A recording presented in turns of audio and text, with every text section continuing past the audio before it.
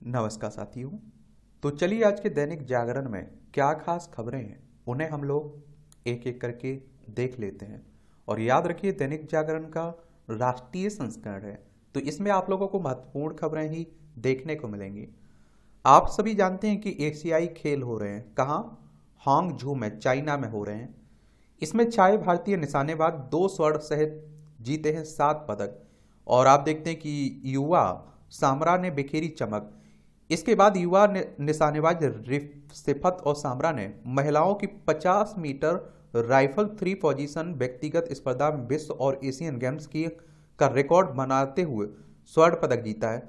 सामरा ने 469.6 अंक का स्कोर बनाकर शीर्ष स्थान प्राप्त किया है और राइफल 3 पोजीशन में सोने का तमगा जीतने वाली पहली भारतीय निशानेबाजी बनी है। वो इस स्पर्धा में आशी चौकसी ने 451.9 अंक के साथ कांस्य पदक अपने नाम किया है। इससे पहले महिला महिला 50 मीटर 3 पोजीशन टीम स्पर्धा में सामरा, आशी और माननी की टिकड़ी ने रजत पदक जीता था। और आप देखते हैं कि 25 मीटर पिस्टल टीम स्पर्धा में मनु भाकर, ईसा रिदम की तिगड़ी ने जीता सोना। व्यक्तिगत स्पर्धा में ईसा को चांदी मिली। 50 मीटर राइफल 3 पोजीशन सिफल में सामरा ने स्वर्ण जीता। आशी को कांस्य और टीम स्पर्धा में मिला है रजत पदक। पुरुषों की स्कीट स्पर्धा में अनंतजीत सिंह नरूका ने दिलाया रजत। टीम स्पर्धा में मिला कांस्य पदक। सेलिंग की विष्णु सखनन ने जीता कांस्य। पुरुषों की डिगी ILCA 7 स्पर्धा में दिलाया देश को पहला पदक।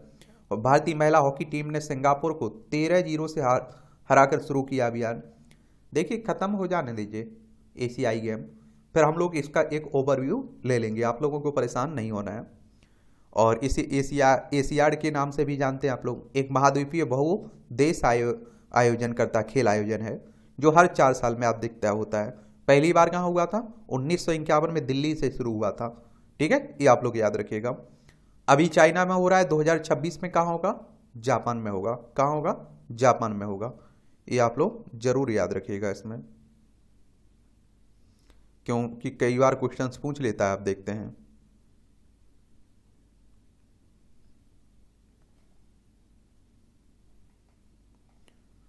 आतंकी गैंगस्टर नशा तस्कर गठजोड़ के खिलाफ NIA की बड़ी कार्रवाई। NIA ने पंजाब समेत 7 राज्यों में आप देखिए 53 जगहों पर छापेमारी की है और सबसे बड़ी कार्रवाई पंजाब में हुई है। NIA यानी कि नेशनल इन्वेस्टिगेशन की बात हो रही है। 2008 में स्थापना हुई थी ना नई दिल्ली में। आप लोगों को हेडक्वार्टर देखने को मिलेगा। कनाडा के आरोप पर जयशंकर बोले यह हमारी नीति नहीं है। विदेश मंत्री ने कहा कि हम मामले में विशिष्ट और प्रासंगिक सूचना पर विचार करने को तैयार हैं। कनाडा से अलगाववादियों के खिलाफ कार्रवाई करने को लगातार कहते रहे हैं, हुआ कुछ नहीं है। ये आप देखते हैं कि कनाडा में अभी हाल ही में हरदीप सिंह निज्जर की हत्या हुई और उसमें भारत की संलिप्तता को लेकर आप देखिए कनाडा के प्रधानमंत्री आरोप लगा रहे हैं कि इसमें भारत शामिल था। तो वही बातें हो रही हैं। मणिपुर के पहाड़ी इलाके में 6 महीने की अवधि के लिए बढ़ाया गया है अपस्पा कानून। क्या है अपस्पा कानून? ये आपको बता देता हूं। अपस्पा कानून को सशक्त बल विशेषाधिकार अधिनियम 1958 के नाम से जानते हैं। अपस्पा कानून के जरिए सशक्त बलों को अशांत क्षेत्रों में शांति बनाए रखने के लिए विशेष अधिकार दिए जाते हैं। कानून का उल्लंघन करने वाले व्यक्ति को चेतावनी देने के बाद सशक्त बल उस व्यक्ति पर बल का प्रयोग कर सकता है और इसके अलावा फोर्स को उस व्यक्ति पर गोली चलाने की अनुमति होती है। किसी व्यक्ति को संदेह के आधार पर बिना वारंट के गिरफ्तार करने का अधिकार भी होता है। और मणिपुर में आप देखते हैं कि जातीय हिंसा फैली हुई है। और अगर आप लोग मणिपुर चले ना, तो चलिए एक बार हम लोग मणिपुर चलते हैं। देखिए हमारा प्यारा भारत है, इसमें मणिपुर देखने को मिलेगा। इम्फाल इसकी राजधानी है। इसकी सीमा आप देखिए नागालैंड, असम, मिजोरम से लगती है। अंतर्राष्ट्रीय सीमा इसकी म्यांमार से लगती है। इसे अगर हम लोग देखिए कब शामिल किया गया था संघ में? 15 अक्टूबर 1949 में। 1956 में इसे केंद्र शासित प्रदेश बनाया गया था। राज्य का दर्जा मिला था 1972 में। यहाँ की वर्तमान में राज्यपाल है अनुसुईया उइके और मुख्यमंत्री है एन बीरेन सिंह। विधानसभा में 60 सीट है, राज्यसभा में 1 सीट है, लोकसभा में 2 सीट है। और आप देखिए 22,327 वर्ग किलोमीटर में आपका मणिपुर फैला हुआ है। ठाकुर के कुआं में डूब और उतरा रहे राजद के नेता। ये आप देखते हैं कि ओम प्रकाश वाल्मीकि की कविता ठाकुर का कुआं पर राजद में विवाद हो गया है। ये आप देखते हैं जाति के नाम पर जदयू के एक विधान परिषद भी कूद पड़े हैं। ये आप देखते हैं कि कहाँ की बात हो रही है? बिहार की बात हो रही है, राजनीति बातें। 7 वर्षों बाद भारत पहुंची Pakistani cricket team. Bharat Pakistani cricket team बुधवार को यहाँ 7 वर्ष बाद पहली बार भारत दौरे पर है। उसे 5 अक्टूबर से शुरू होने वाले वनडे विश्व कप में हिस्सा लेना है, तो उसी की बात हो रही है। और बाबर आजम की अगुवाई वाली टीम दुबई से यहाँ पहुंची और हैदराबाद में काफ़ी समय बिताएगी ये। कुत्ता घुमाने के लिए स्टेडियम खाली कराने वाली आईएएस जबरन रिटायर्ड हुई हैं। कैरियर रिकॉर्ड के आधार पर हुई है रिंकू दुग्गा की अनिवार्य सेवानिवृत्ति। बताइए, मैं आप लोगों से कहता हूँ नहीं कि आप लोगों से अभी पूछा जाए कि आप किस लिए सिविल सर्विस की तैयारी करते हैं, तो आप कहेंगे हम समाज सेवा, हम ये करेंगे वो करेंगे। बाद में आप देखते हैं कि आप मालिक बन जाते हैं, आप किसी की सुनते ही नहीं हैं। कुछ की बात कर रहा हूँ, सबकी बात नहीं कर रहा हूँ। एक देश एक चुनाव पर रिपोर्ट देने की समय सीमा तय नहीं है, विधि आयोग के चेयरमैन कह रहे हैं, जस्टिस ऋतु राज अवस्थी कह रहे हैं। और देखिए, एक देश एक चुनाव कहने का मतलब है कि एक बार में ही चुनाव करवा लीजिए, लोकसभा और विधानसभा की 5 साल के लिए फुर्सत हो जाए। ऐसा नहीं, पहले भी होते थे, 1967 तक ये प्रक्रिया चलती रही है। मेनका गांधी ने इस्कान पर लगाया कसाईयों को गाय बेचने का आरोप। एक वीडियो में इस्कान को सबसे बड़ा धोखेबाज संगठन भी बताया। इस्कॉन ने इस आरोपों को निराधार और झूठा करार दिया है। ये भाजपा सांसद हैं और पूर्व केंद्रीय मंत्री हैं मेनका गांधी। तो international society for Krishna consciousness के बारे में आप देखिए ये टिप्पणी की गई है। भारत के 91 विश्वविद्यालयों को टाइम्स वर्ल्ड रैंकिंग में जगह मिली है। भारत सूची में चौथे स्थान पर, पिछली बार छठे पायदान पर था। IISc बेंगलोर भारतीय विश्वविद्यालय में रहा है टॉप पर। ऑक्सफोर्ड यूनिवर्सिटी दुनिया में नंबर 1 पर है सूची में। ब्रिटेन की ऑक्सफोर्ड दुनिया में सबसे ऊंची रैंकिंग वाली यूनिवर्सिटी है। अमेरिका की स्टैनफोर्ड यूनिवर्सिटी दूसरे स्थान पर है और तीसरे स्थान पर मैसाचुसेट्स इंस्टीट्यूट ऑफ टेक्नोलॉजी है। चीन के विश्वविद्यालय समग्र रूप से एशिया में सर्वश्रेष्ठ रैंक वाले विश्वविद्यालय। इस वर्ष चीन के 33 एशियाई विश्वविद्यालय शीर्ष 200 में। पिछली बार आप देखिए ये संख्या 28 थी, ये भी आप लोग याद रखिएगा। और आप देखते हैं कि हमारा जो इंडियन इंस्टीट्यूट ऑफ साइंस है ना बेंगलोर ने साल 2017 के बाद पहली बार शीर्ष 250 विश्वविद्यालयों की सूची में जगह बनाई है।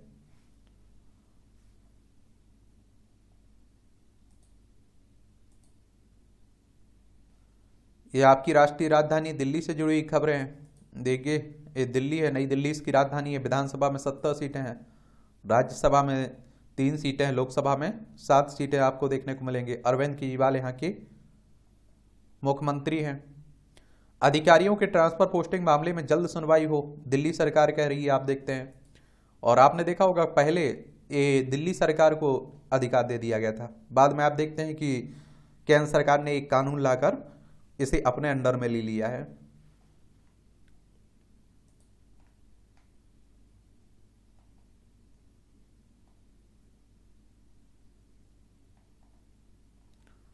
कार्यस्थल पर दोस्त बनाना जीवन साथी के साथ क्रूरता नहीं है। ये पति को क्रूरता के आधार पर तलाक देने के पारिवारिक अदालत के निर्णय को महिला ने दी थी चुनौती। कोर्ट ने कहा कि दोनों नौकरी के कारण अलग अलग रह रहे थे, कार्यस्थल पर दोस्त बनाने को मजबूर थे। चलिए, आजकल आप देख रहे हैं कि इस तरह के भी मामले खूब आ रहे हैं पारिवारिक।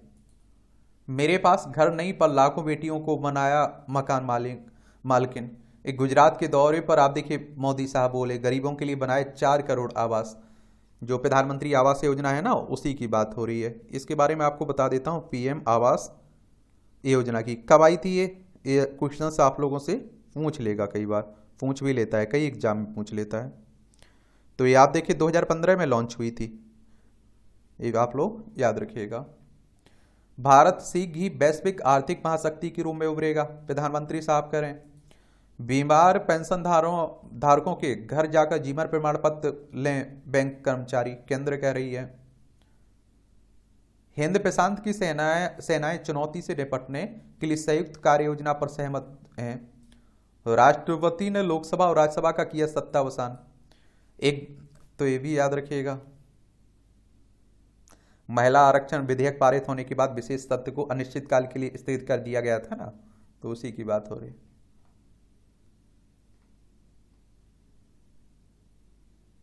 जेई नीट मैन जैसी प्रतियोगी परीक्षाओं की अब सरकार कराएगी तैयारी। टेलीविजन और यूट्यूब के जरिए लगेंगी क्लास, देश भर के बच्चे ले सकेंगे इसका लाभ। अब आप देखिए अच्छे टीचर हों तो अच्छी बात है, वरना आप देखिए सरकार जो स्कूल देती है उसमें क्या हाल है आप सभी जानते हैं। भारतीय नौसेना का नया स्वदेशीकरण की रूपरेखा पेश करेगी। अब ग्रामीण विकास योजनाओं के सोशल ऑडिट को बनेगा नया रोड मैप, केंद्रीय योजनाओं के धरातल पर सामाजिक प्रभाव का आकलन करने के लिए। अब आप देखिए कितनी भी योजनाएं बना दीजिए, कुछ भी कर दीजिए, अगर जमीनी स्तर पर लागू नहीं हो रहे हैं, जिन लोगों के लिए बन रही हैं उन तक नहीं पहुंच पा रही हैं, तो क्या मतलब रहेगा। ट्रांसजेंडर को फैमिली पेंशन और पैतृक कृषि भूमि में मिले उत्तराधिकार। केंद्र और राज्यों को ट्रांसजेंडर के कल्याण के बारे में एनएचआरसी ने जारी की एडवाइजरी, सिफारिश लागू करने का निर्देश, 2 महीने में मांगी एक्शन टेकन रिपोर्ट। और ये आप सभी जानते हैं, देखिए इनके साथ कितना बुरा भेदभाव होता था,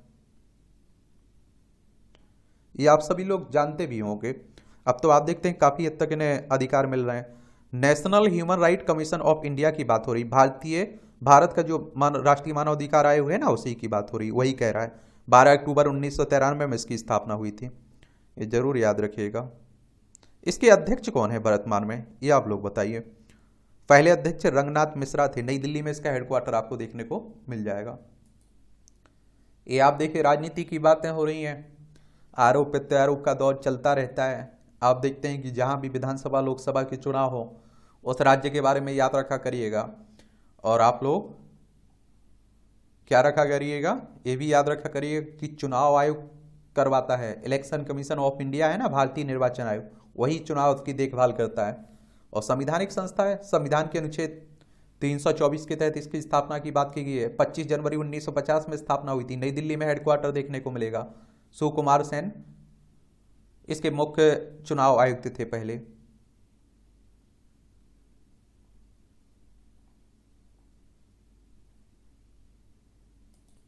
ज्ञानवापी के सील क्षेत्र का सर्वे कराने की मांग, मंदिर पक्ष ने सुप्रीम कोर्ट में दाखिल की अर्जी, कहा सर्वे के दौरान मिले शिवलिंग की भी हो वैज्ञानिक जांच।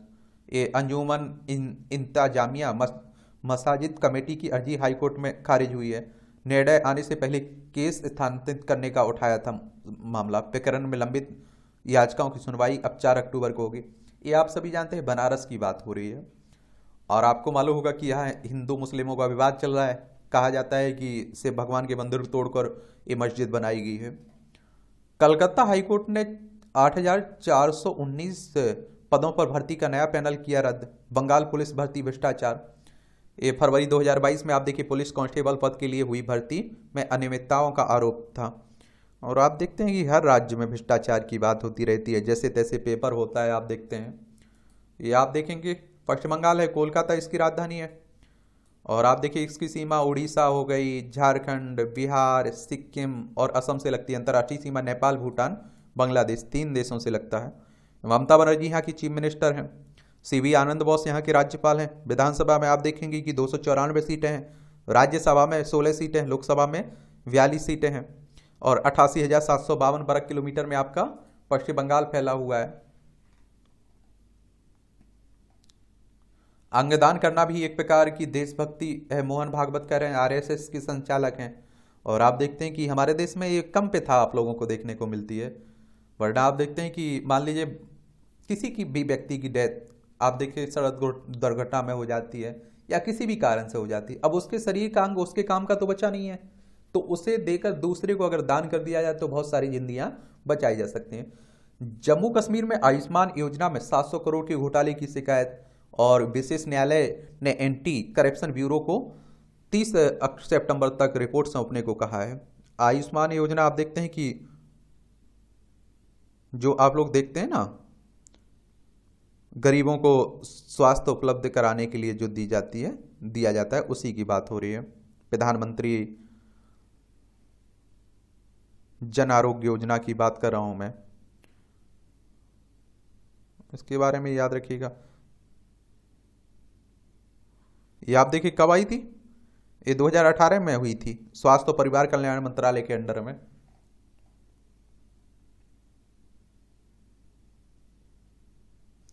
जोशीमठ में भूकंप की हलचल मापने को 11 सिस्मिक स्टेशन और बाड़िया हिमालय भूविज्ञान संस्थान से स्थापित किया सिस्मोलॉजिकल नेटवर्क रिपोर्ट में अध्ययन के दौरान 3 माह में मापे गए 16 सूक्ष्म भूकंप। ये आप देखते हैं कि उत्तराखंड में जोशीमठ में भूधसाव देखने को मिल रहा है ना, इसमें आप देखते हैं कि कहा जा रहा है कि यहाँ बड़ा हम लोगों ने पर्यावरण को छेड़छाड़ की हुई है, परेशान किया हुआ है, वो अब बदला ले रहा है हमसे।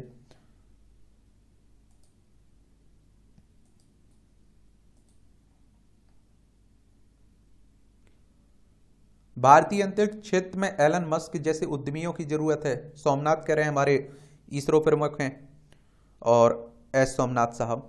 और आप देखिए इसरो की बात करें तो इंडियन स्पेस रिसर्च ऑर्गेनाइजेशन की बात हो रही है, अंतरिक्ष एजेंसी की। 15 अगस्त 1969 में इसकी स्थापना हुई थी। बेंगलोर में इसका हेडक्वार्टर देखने को मिलेगा।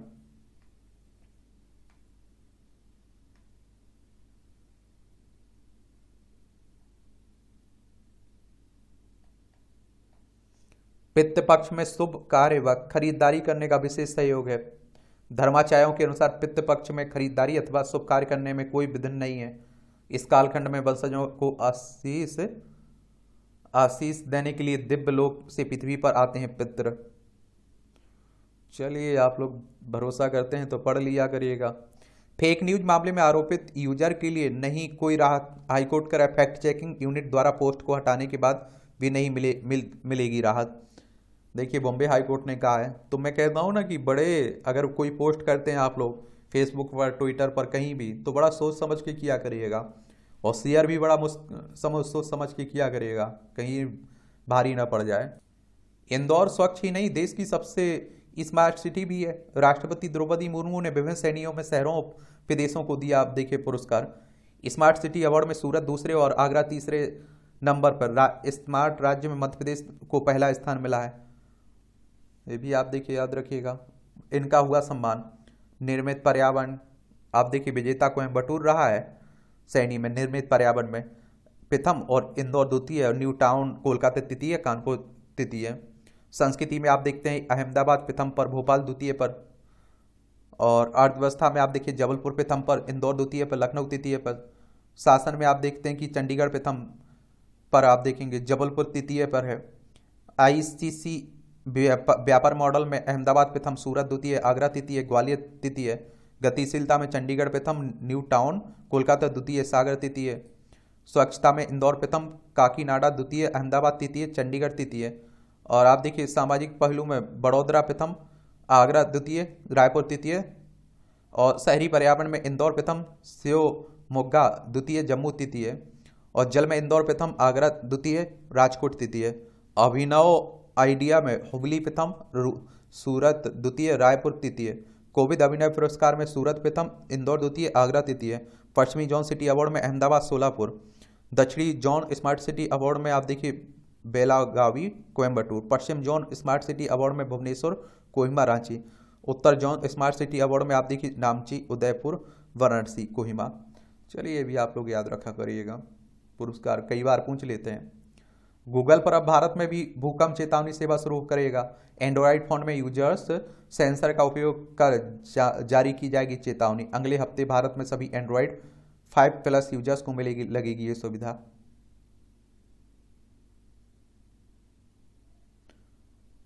उत्तरी अफ्रीका से चीते मंगा सकता है भारत। उदय निधि के खिलाफ एफआईआर की मांग वाली याचिका लंबित याचिका के साथ तय की गई है। आप देखते हैं कि तमिलनाडु के जो मंत्री हैं उन्होंने स्थानांतरण पर जो टिप्पणी की थी वही बात हो रही है। जमानत के बाद भी युवक को 3 साल जेल में रहना पड़ा। अहमदाबाद की जिला अदालत ने उस जमानत पर छोड़ दिया, लेकिन जेल प्रशासन ने मेल खोलकर नहीं देखा और जेल प्रशासन की लापरवाही पर हाई कोर्ट ने जताया आश्चर्य। 1 लाख रुपए मुआवजा देने का निर्देश दिया है। आप सोचिए कि कितनी व्यवस्था हमारी है, इसलिए आप देखते हैं उठती रहती है, इस पर सवाल खड़े होते रहते हैं।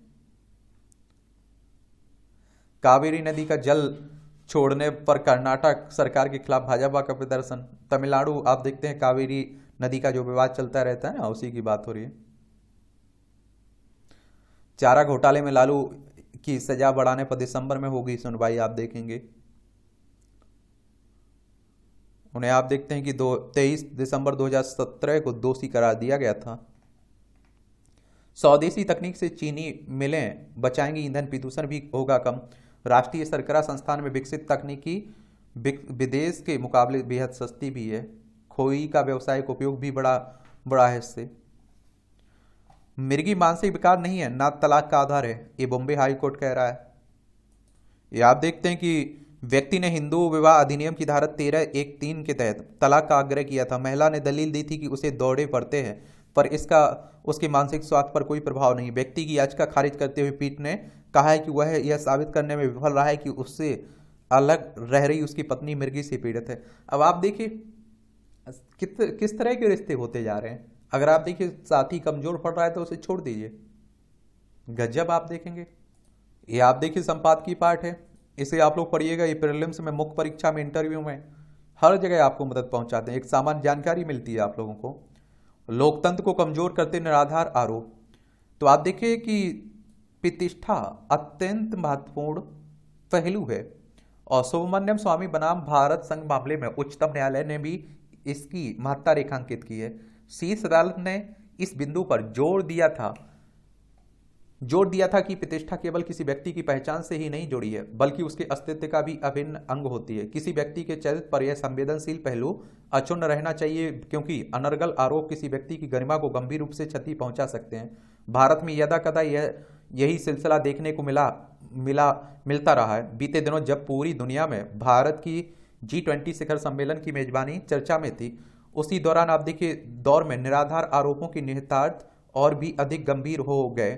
निराधार दावे भारतीय अर्थव्यवस्था को बुरी तरह प्रभावित कर सकते हैं और आप देखिए इनसे भविष्य के निवेश की राह भी रोक सकती है। इस दौर में विश्वसनीय वैश्विक उपस्थिति बहुत आवश्यक है और निराधार आरोप इसमें बड़े अवरोध हैं।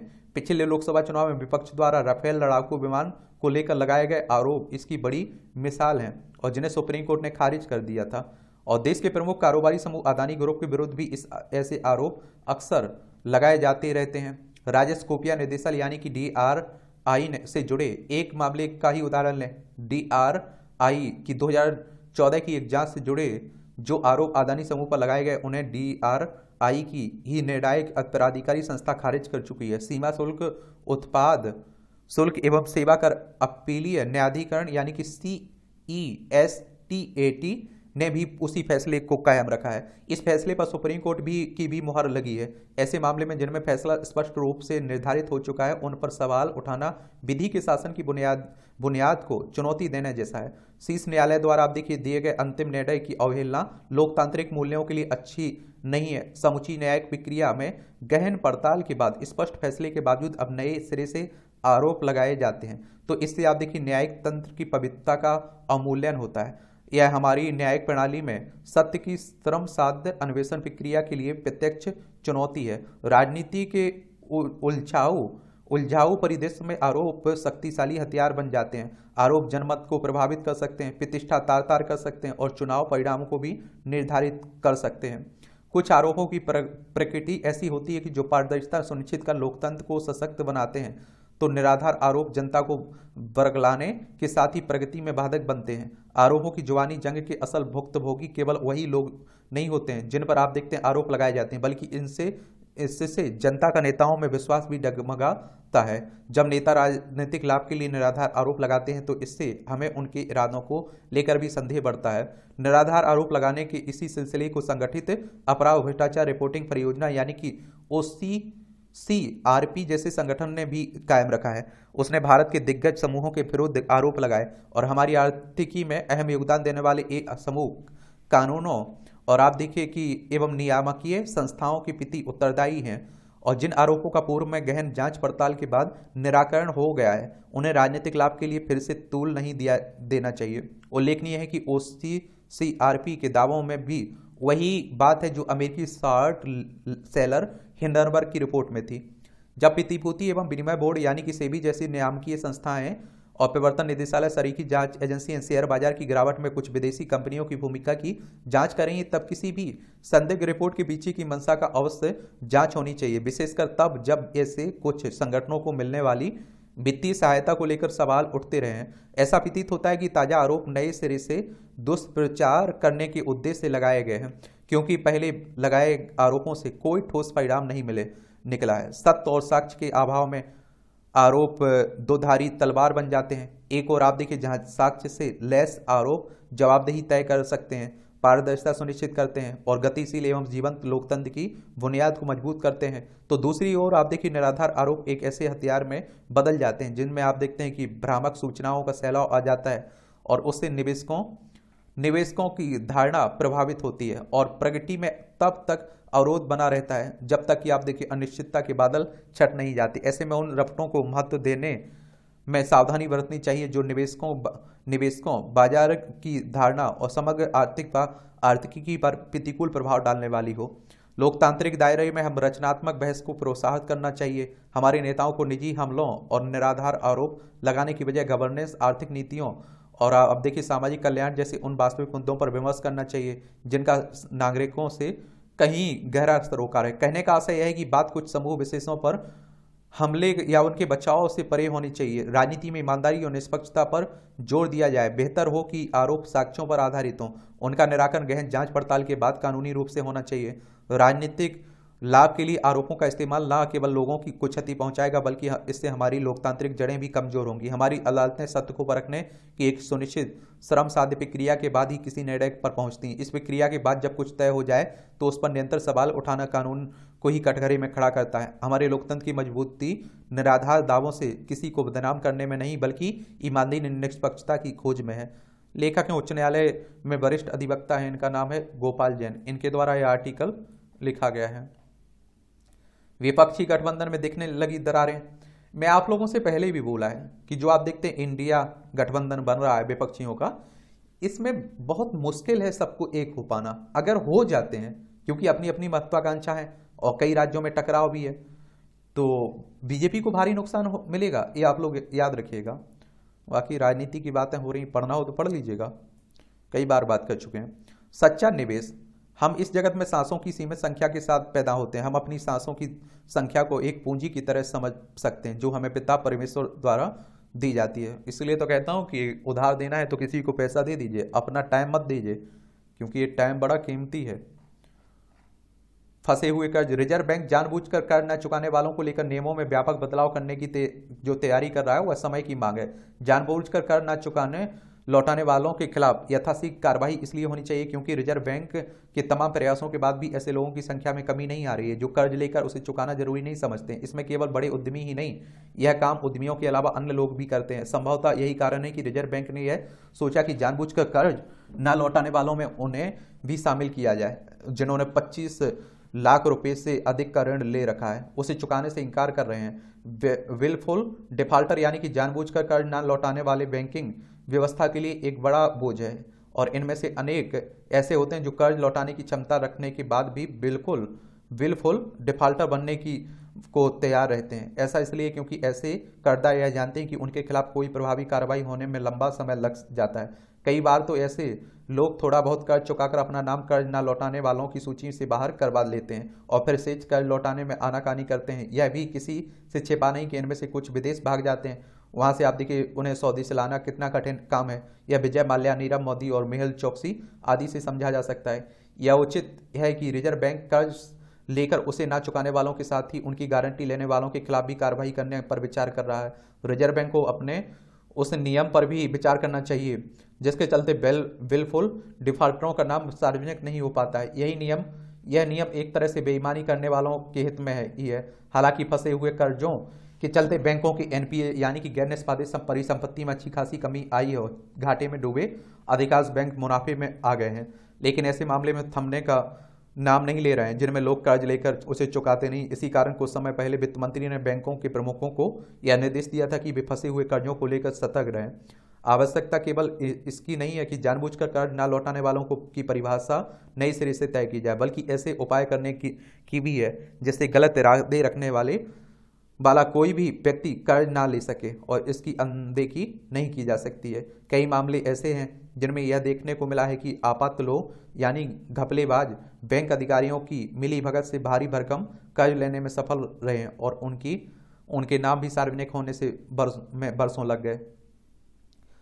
आप देखिए लगाम लगाना जरूरी है। सेल कंपनियों के कोयले के कारोबार में हो रहा है राजस्व का नुकसान, ऐसे में 50 कंपनियों की हुई है पहचान, 45 कंपनियों की। अपनी भाषा में न्याय मिलना जरूरी है। गत दिनों अंतर्राष्ट्रीय वकील सम्मेलन में प्रधानमंत्री मोदी ने कहा कि कानून को दो तरह से पेश किया जाना चाहिए, जिसमें वकीलों को सहूलियत हो और दूसरा जिसमें देश की आम जनता समझ सके। पीएम की बात का समर्थन करते हुए भारत के मुख्य न्यायाधीश डीवाई चंद्रचूड़ ने कहा कि अगर डॉक्टर मरीज से अपनी भाषा में बात करता है तो उसकी आधी बीमारी ठीक हो जाती है, लेकिन यही यहाँ कोर्ट में यह मामला बाकी है। भारत की सांस्कृतिक और भाषाई विविधता के विशाल स्वरूप में स्थानीय भाषा में न्यायिक कार्य करने की आवश्यकता केवल सुविधा का विषय नहीं बल्कि यह न्याय का एक मूलभूत स्तंभ भी है। भारत में 1600 से अधिक भाषाएं। न्याय तक न्याय संगत पहुंच सुनिश्चित करने के लिए यह जरूरी है कि कानून व्यवस्था में लोगों की भाषा बोलें। स्थानीय भाषाएं कानूनी भूल भुलैया और आम नागरिकों के बीच की खाई को पाटती हैं। लाखों भारतीयों के लिए अंग्रेजी हिंदी आपस में दूर की सगी बहनें बनी हुई हैं, जिनसे अदालतों की कानूनी शब्दावली और जटिल प्रक्रियाएं व्यवहारिक रूप से समझ से बाहर हो गई हैं। यह भाषाई विभाजन आम आदमी और न्याय के बीच एक बड़ी बाधा खड़ी करता है। हालांकि जब न्यायिक कार्य स्थानीय भाषाओं में किया जाता है तो यह इन भाषाई बाधाओं को खत्म कर देता है। न्याय तक पहुंच तो हमारे संविधान में निहित एक मौलिक अधिकार है। सभी नागरिकों के लिए सुलभ होनी चाहिए, चाहे उनकी भाषा दक्षता कुछ भी हो।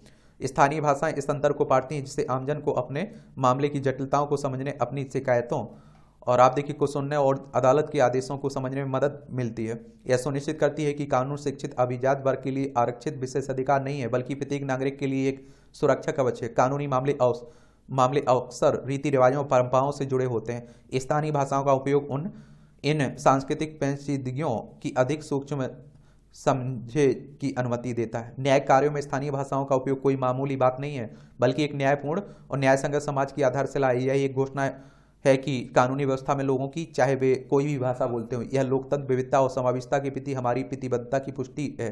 बहरहाल वर्तमान सरकार न्यायपालिका के कामकाज को आम लोगों की भाषा में सुनिश्चित करने के लिए काम कर रही है। अगर न्यायपालिका का कामकाज अपनी भाषा में होगा तो देश के लोगों को वह अपना लगेगा। अब आप देखिए, मान लीजिए कोई स्थान, जैसे मान लीजिए हिंदी बोलने वाले लोग हैं, आप वहाँ इंग्लिश में कोई निर्णय दीजिए, समझ में ही नहीं आएगा, उन्हें समझ में नहीं आएगा कुछ, तो आप स्थानीय भाषा में ट्रांसलेट कर दीजिए। भाई इंग्लिश में आप निर्णय दीजिए लेकिन स्थानीय भाषा में भी ट्रांसलेट कर दीजिए जिससे वहाँ समझ पाएँ। ये छोटे छोटे कॉलम रहते हैं, पढ़ लिया करिएगा। कनाडा का भारत विरोधी रवैया नहीं है स्वीकार। विदेशी धरती को खालिस्तानी अलगाववादी गतिविधियों के दुष्प्रभाव से मुक्त करने का निर्णायक समय अब आ गया है। वैसे भारत लंबे समय से अपनी विदेश नीति को रक्षात्मक बनाते हुए आगे बढ़ रहा है, परंतु कुछ समय से इस बात की आवश्यकता महसूस हो रही है कि खालिस्तान के जुड़े मुद्दे पर भारत अन्य देशों को एक प्रभावी संदेश दे। कनाडा के संदर्भ में अब भारत ने यही किया और कनाडा ने अपने विरुद्ध सबूत मांगकर उसे बैकफुट पर खड़ा कर दिया। कनाडा की भारत विरोधी किसी भी प्रकार की गतिविधि को स्वीकार नहीं किया जा सकता है। भारत कनाडा में टकराव के परिणाम भी आप लोगों को एक क्लास ली थी, देखिए भारत और कनाडा के संबंध पर सामान्य ज्ञान के नाम से जो प्लेलिस्ट सूची बनी हुई है ना, उसमें डली हुई, उसे देख लीजिए एक बार। लूटना बैंक के साथ अरमान नौका, ये आप देखिए खरीद तंज कसा जाता है। जन आशीर्वाद यात्राओं में खींची नई तक लकीर, ये आप देखते हैं चुनाव है ना, भोपाल हो, मध्य प्रदेश की बात हो रही है। सनातन धर्म भारत एवं संविधान, भारतीय संविधान में निहित मौलिक मूल्यों में स्वतंत्रता, समानता, बंधुत्व आदि शामिल है।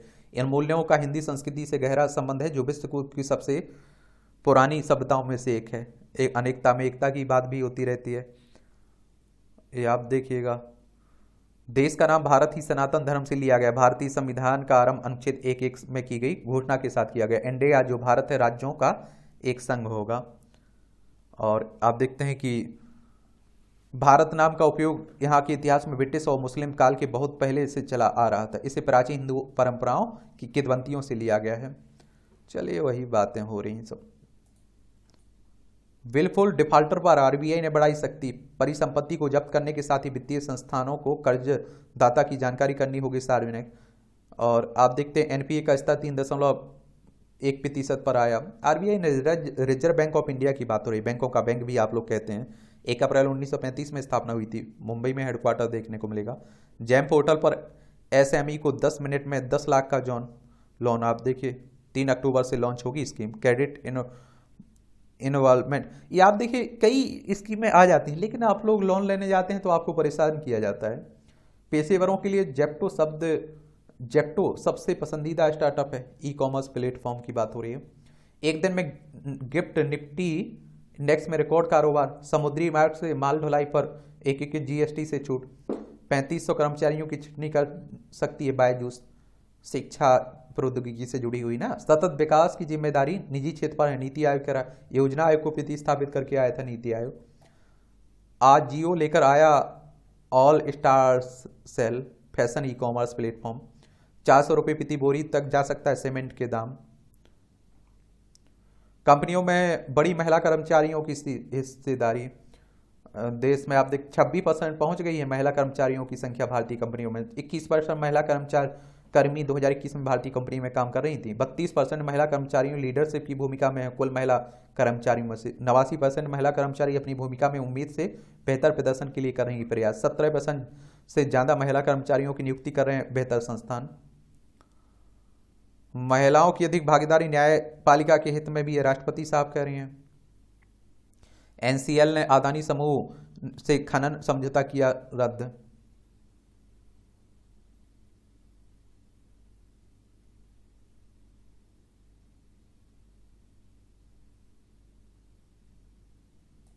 ये आप देखिए अंतर्राष्ट्रीय खबरें हैं। इराक में शादी समारोह के दौरान लगी आग 100 लोग जिंदा जले।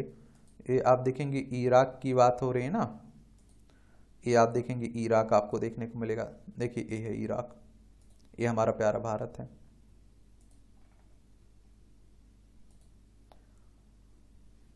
अमेजोन पर प्रतिस्पर्धा को दबाने के आरोप में मुकदमा, अमेरिका में मुकदमा। और पाकिस्तानी राजनीति में सेना का प्रभाव कायम रहेगा, काकर कह रहे हैं। भारत अमेरिका सहयोग बढ़ाने के अवसर तलाशने पर चर्चा हो रही है।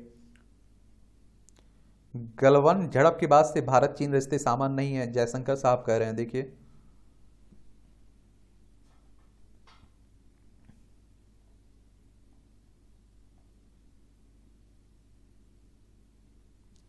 अफगानों के समर्थन में आवाज उठाता रहेगा भारत। तो रुचिरा कह रही एजेंसियों के सहयोग से शैक्षिक छात्रवृत्ति से झलकती है प्रतिबद्धता। संयुक्त राष्ट्र में स्थायी प्रतिनिधि है ना। संयुक्त राष्ट्र यानी कि यूनाइटेड नेशंस की बात हो रही। 24 अक्टूबर 1945 में स्थापना हुई थी। न्यूयॉर्क में हेडक्वार्टर देखने को मिलेगा। मैं कह रहा हूं हमेशा इस तरह के संगठनों के बारे में एक सामान्य जानकारी जरूर रखिए, क्वेश्चंस पूछ लेता है। बाइडन के कुत्ते कमांडर ने एक और सीक्रेट सर्विस एजेंट को काटा। वर्षों से धोखाधड़ी कर रहे ट्रंप ने खड़ा किया रियल एस्टेट साम्राज्य, कोर्ट कह रहा है। विज्ञानी आइंस्टीन की हस्ताक्षरित पांडुलिपि 10.7 करोड़ में नीलाम हुई है। भौतिक विज्ञानी थे ना ये। रूस ने नौसेना मुख्यालय पर हमले के लिए पश्चिम पर लगाया आरोप। ब्रिटेन में सांसद ने भारत से एफटीए रोकने का प्रस्ताव पेश किया है। मुक्त व्यापार समझौते की बात हो।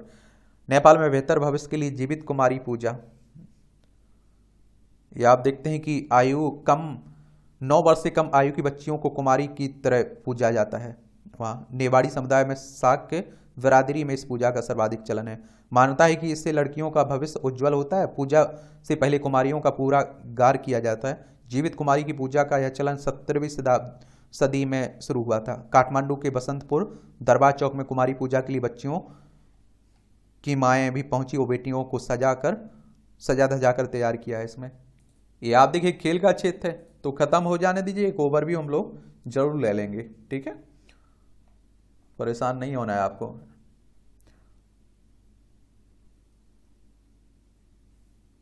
अगले वर्ष 20 से 22 सितंबर तक होगी मोटो जीपी भारत में। Greater Noida Buddha international circuit में अगले वर्ष होगी। स्टैंड को लेकर अपने स्टैंड। अरुण जेटली स्टेडियम में पूर्व बीसीसीआई अध्यक्ष के नाम स्टैंड बनाने पर मची राय। विश्व अनुवाद दिवस 30 सितंबर को। अनेक तरह के ऐप, टूल, वेबसाइट और डिवाइस आज तमाम भाषाओं के बीच अनुवाद और संवाद को सहज बना रहे हैं। यहाँ तक कि internet interpreter mode real time अनुवाद भी तकनीक की मदद से संभव हो पा रहा है। चलिए, आर्थिक महाशक्ति बनने की राह पर भारत। यह आप देखिए 3.8 ट्रिलियन डॉलर की अर्थव्यवस्था है भारत में मौजूदा। 5.4 ट्रिलियन डॉलर के साथ 2027 में तीसरी सबसे बड़ी अर्थव्यवस्था बन जाएगा भारत। 10वें नंबर की सबसे बड़ी अर्थव्यवस्था था भारत 2014 में।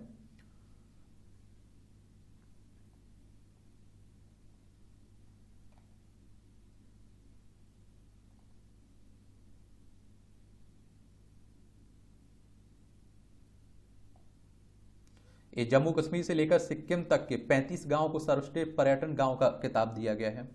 पर्यटन एवं रक्षा राज्य मंत्री ने कहा है कि पर्यटन में दिखता प्राचीन दर्शन वसुधैव कुटुंबकम टेबल फॉर लाइफ नामक कार्यक्रम की वैश्विक शुरुआत हुई है। और आप देखिए स्वर्ण पदक, कांस्य और आप देखेंगे रजत पुरस्कार मिले हैं इनमें। और आप देखेंगे कि मिशन लाइफ पर्यावरण के लिए जीवन शैली के तहत टेबल फॉर लाइफ नामक कार्यक्रम की वैश्विक शुरुआत हुई है।